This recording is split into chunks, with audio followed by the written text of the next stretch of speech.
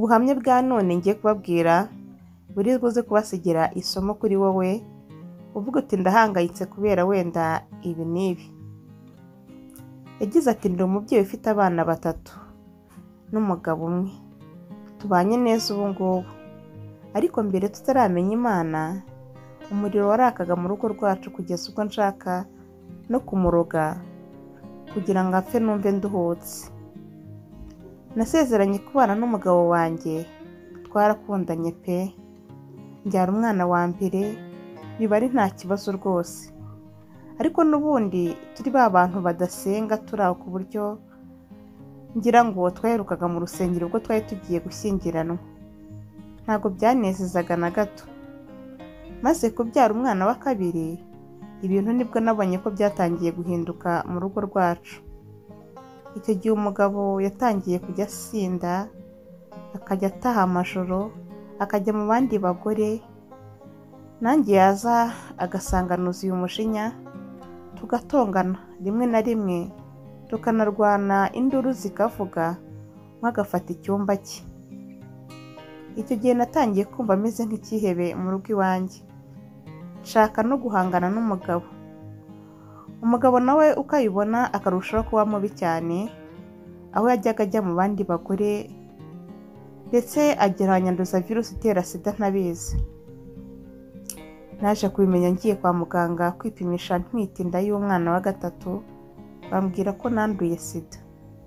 Narababaye, nagize agahinda, nshaka kwiyambura ubuzima, ariko ndavuga nti reka nkomere.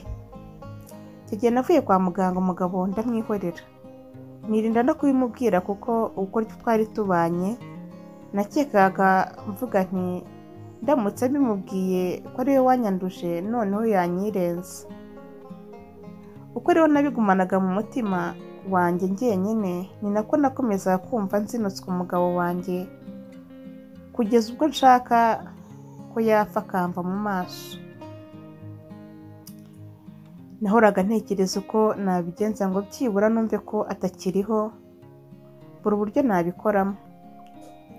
Umunsi umwe abana bamaze kuryama, nibwo Satani yanyegereye aranyongorera ambwira ko ngiye kugura umuti w'imbeba, wa muti wica imbeba, hanyuma nkawumuha mu biryo atashye, ngo yahita apfa abantu bakaza kuvuga ko yishwe n'ibyo yanyoye mu kabari. Naramwumviye. Ako kanya nahise mpaguruka, mfata amafaranga njya ku kabutike, ngura wa muti w'imbeba. Maze kuwugura nkukura mu gapapuro kawo ndetse nkajugunya mu musarani kugira ngo hatagira umuntu ukabona, ariko mushyira ku ruhande. Muri iryo joro nariteguye neza, nkomeza kuba maso kugira ngo ntaza gusinzira kuko yari amaze igihe ataha nijoro cyane. Ndavuga nti reka nkomeze mbe maso, naza mpite nkashyira ku biryo bye. Mu gihe nicaye ntegereje ko ataha, hari ijwi ryambwiye ndaryumva ngo mwana wanjye ibyo urimo ni ibiki. Numvisha avuga nk'umuntu usanzwe kuko byari bimeze nk'aho ari umuntu nyine uri kumbwira, ndetse byari bimaze kuba mu gicuku amajwi y'abantu yagabanutse. Ndatuza ngo nongere wenda numve icyo ambwira, sinamwumva. Hashize akanya nongera kumva ryajwi bwa kabiri, noneho ndahaguruka njya kureba hanze ngo ndebe uwo muntu uri kumvugisha. Ngeze hanze mbona nta muntu uhari. Ndahaguruka ngaruka mu nzu, ariko numva afite ubwoba budasanzwe kubera iryo jwi ndi kumva. Ndagenda mpita mfata bwa burozi ndabumena.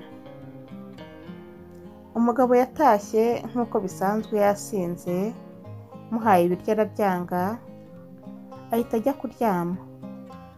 Mpita mbona ko n'ubundi bwa burozi bwanjye ntacyo bwari bumare, kuko nawe yaje afite ijwi ryamubujije kurya ku byo mu rugo.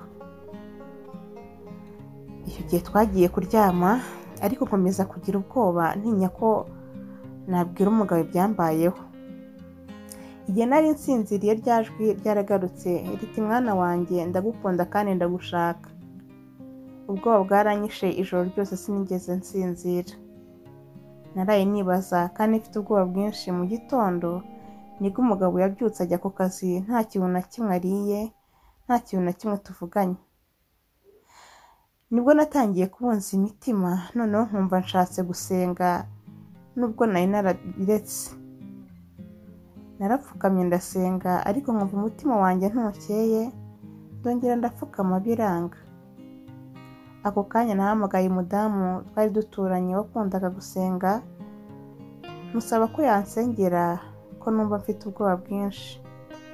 Yaraje arapfukama, twembi turapfukama turasenga, ariko nabwo nkumva ntabwo mbohotse. Uwo mudamu yantumiye mu masengesho ku rusengero asengeraho, nirirwayo ntakambira Imana nyibwira ibyaha byanjye, noneho numva ndababariwe, numva umutima wanjye uraruhutse ako kanya. Ubutaha nibwo nasabye wa mugore ko twakora ndetse tukayakora tunajyana gusenga. Ntangira kumva ngenda ngira amahoro ntigeze ngira mu buzima, numva ndi guhinduka. Hanyuma umugabo yataha yasinze antuka, nkamusubizanye neza. Ibintu byose nkabishyira ku murongo, nta mutima mubi mfite. Igihe cyaje kugira umugabo wanjye nabaza kubona ko nsigaye narahindutse biramutangaza.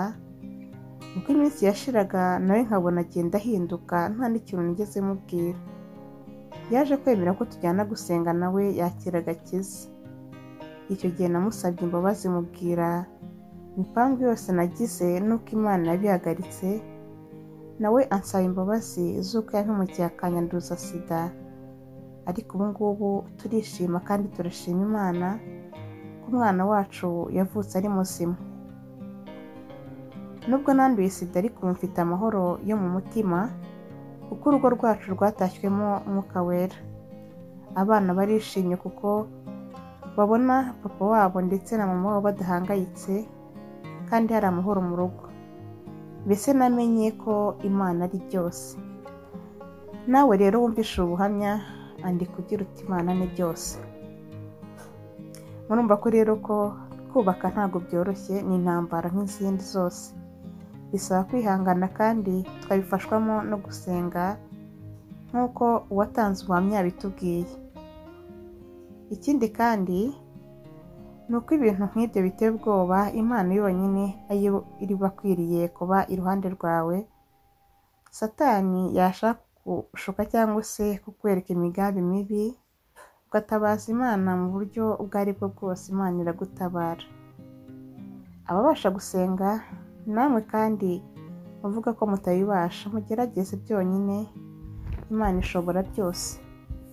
Ndabashimiye, mbifurije kugira ibihe byiza. Ukande kuri subscribe niba ukunda inkuru tukugezaho.